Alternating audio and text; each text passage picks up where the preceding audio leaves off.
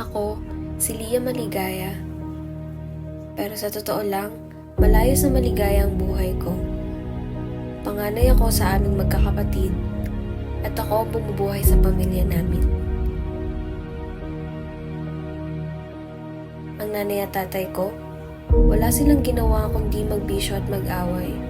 Sa murang edad, natutunan kong maging matibay para sa mga kapatid ko. Sa bawat araw na lumilipas, parang mas sumihirap ang laban, pero hindi ko kayang sumuko. Para sa kanila, kailangan kong magpatuloy.